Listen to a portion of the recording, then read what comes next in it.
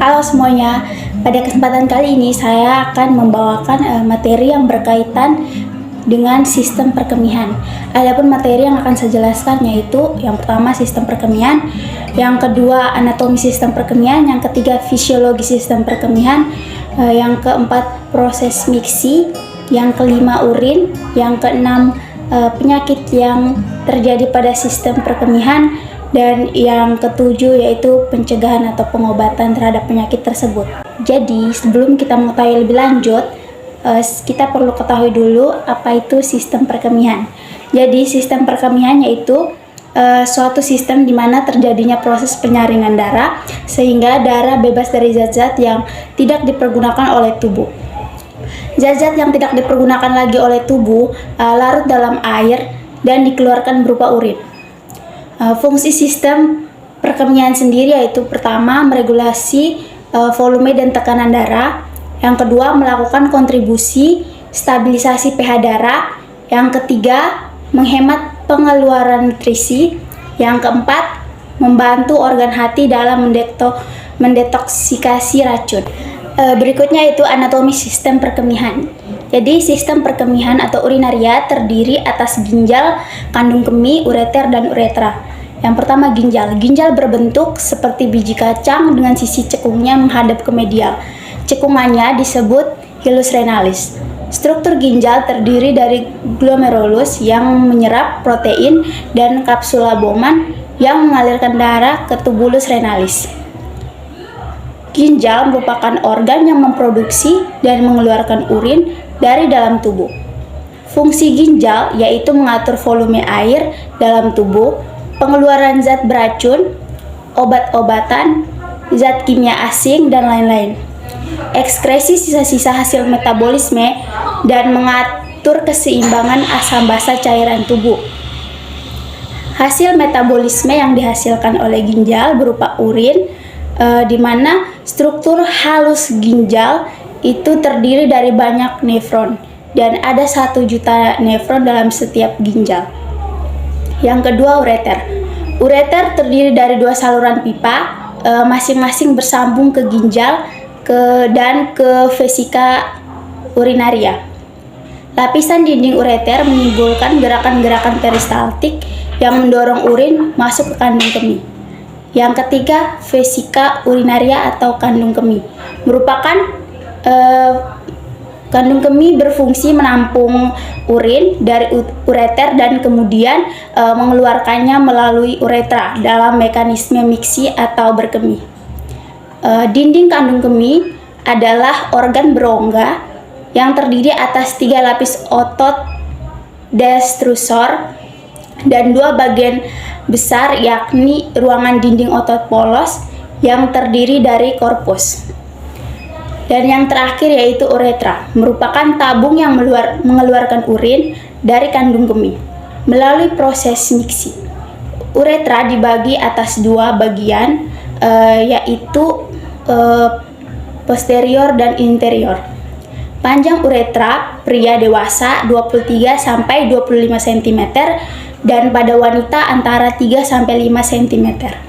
Selanjutnya saya akan menjelaskan tentang fisiologi sistem perkemihan.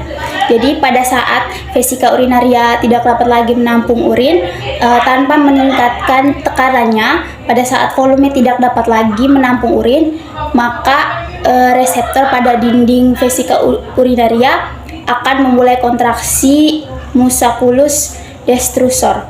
Ada 3 tahap pembentukan urin, yaitu filtrasi, reabsorpsi, dan augmentasi. Jadi yang pertama filtrasi. Filtrasi terjadi di glomerulus yang terletak di dalam kapsula Bowman. Glomerulus menerima darah dari arteriola aferen dan di situ terjadi penyerapan darah, sedangkan sebagian yang tersaring adalah bagian cairan darah kecuali protein dan ditampung oleh simpai Bowman. Yang kedua proses reabsorpsi. Jadi proses ini terjadi penyerapan kembali sebagian besar glukosa, sodium klorida, fosfat, dan ion karbonat. Proses ini terjadi di tubulus proksimal, sedangkan pada tubulus ginjal bawah atau lengkung Henle akan terjadi penyerapan kembali Penyerapan terjadi secara aktif atau disebut juga reabsorpsi fakultatif, dan sisanya akan dialirkan pada pupila renalis. Yang ketiga, proses augmentasi. Itu terjadi di sebagian tubulus distal sampai tubulus pengumpul. Pada tubulus pengumpul terjadi penyerapan ion Na+ dan Cl- dan urea. Terbentuklah urin sesungguhnya. Dari tubulus pengumpul, urin yang dibawa ke pelvis renalis lalu dibawa ke ureter. Dari ureter, urin dialirkan menuju vesika urinaria atau kandung kemih, yang merupakan tempat penyimpanan urin sementara. Ketika sudah penuh, urin dikeluarkan dari tubuh melalui uretra. Berikutnya saya akan menjelaskan tentang proses miksi atau rangsangan berkemih. Jadi distensi kandung kemih oleh air kemih akan merangsang stres reseptor yang terdapat pada dinding kandung kemih dengan jumlah kurang lebih 250 cc. Itu sudah cukup untuk proses miksi. Akibatnya akan terjadi refleks kontraksi dinding kandung kemih, dan pada saat yang sama terjadi relaksasi sphincter internus. Diikuti oleh relaksasi sphincter externus, dan akhirnya terjadi refleks kontraksi dinding dan pengosongan kandung kemih. Penjelasan berikutnya itu berkaitan dengan urin atau air kemih. Urin merupakan cairan terkonsentrasi yang mengandung sedikit air dan berbagai produksi metabolisme untuk dibuang tubuh melalui urinasi. Komposisi urin terdiri atas 95% air yang mengandung zat terlarut, yaitu zat buangan nitrogen, asam hipurat, asam karbon, elektrolit, hormon, zat kimia asing, pigmen, vitamin, enzim, dan konstituen abnormal.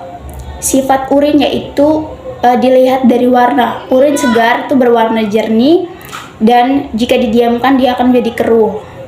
Dan urin yang berwarna kuning pekat itu merupakan urin kental. Yang kedua, dilihat dari bau, dicium dari baunya. Jadi bau dari urin itu bervariasi sesuai dengan makanan yang dimakan. Yang ketiga, keadaan asam atau alkalinitas. pH urin antara 4,8 sampai 7,5 dan biasanya 6. Yang terakhir adalah berat jenis urin, berkisar 1,001 sampai 1,035 tergantung konsentrasi urin. Kira-kira apa saja penyakit yang bisa menyerang sistem perkemihan? Jadi ada 5 penyakit atau bahkan lebih, tapi di sini ada 5 penyakit. Misalnya infeksi saluran kemih, batu saluran kemih, gagal ginjal, sindrom nefritik, dan yang terakhir uretritis.